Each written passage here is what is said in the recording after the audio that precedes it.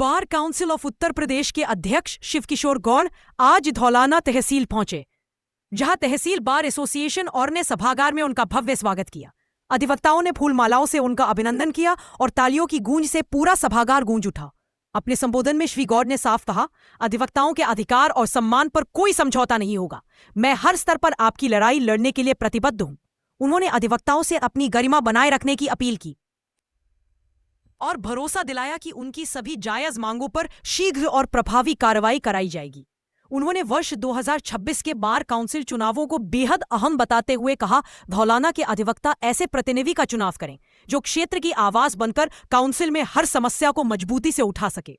कार्यक्रम में bar association तहसील धौलाना अध्यक्ष विनोद सिसोदिया, दीवानी फौजदारी राजस्व एसोसिएशन अध्यक्ष विक्रम तोमर, बार सचिव मोहम्मद फहीम सहित कई अधिवक्ताओं ने मंच से अपने विचार रखे। सभा के बाद शिवकिशोर गौड़ ने आगामी चुनावों के लिए अधिवक्ताओं से समर्थन भी मांगा, जिस पर अधिवक्ताओं ने तन मन धन से सहयोग देना अपील की।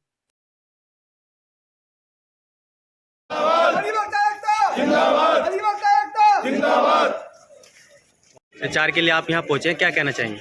देखिए, बार काउंसिल उत्तर प्रदेश का चुनाव पूरे प्रदेश का चुनाव होता है।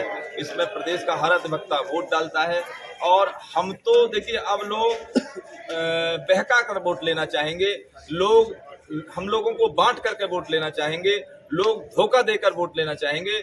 हम तो काम के आधार पर वोट मांग रहे हैं। हमने अपने अधिवक्ता साथियों की बेहतर सेवाएं की। हमने पहले डेथ क्लेम की जो धनराशि 5 लाख रुपया केवल 60 वर्ष की अवस्था तक मिला करती थी, उसको हमने बढ़ा करके 70 वर्ष किया।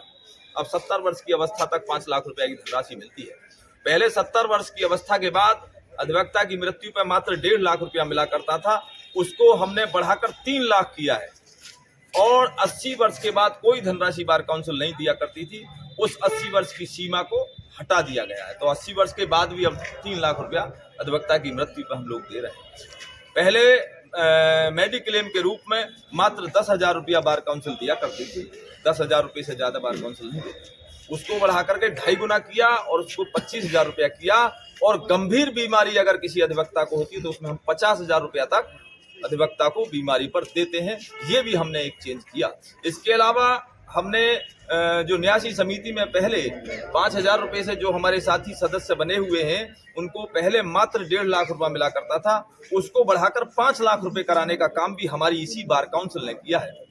इसके अलावा प्रदेश भर में जहां भी किसी अधिवक्ता के मान सम्मान की बात आई होगी, आपने हापुड़ का आंदोलन भी देखा होगा, हमने कभी अधिवक्ताओं के मान सम्मान से समझौता नहीं किया। और इसी बीच एक बात हम अभी सदन में बताने से चूक हो गई हमसे कि हमने उसी में एडवोकेट प्रोटेक्शन एक्ट की भी मांग की और उसके लिए हाई पावर कमेटी बनाई गई। उस हाई पावर कमेटी में बार काउंसिल भी थी और उस हाई पावर कमेटी में प्रमुख सचिव विधायी और डीजी प्रोसिक्यूशन थे। और वो बार काउंसिल ने जो प्रोटेक्शन बिल का जो मसौदा है वो तैयार करके दे दिया उस कमेटी को।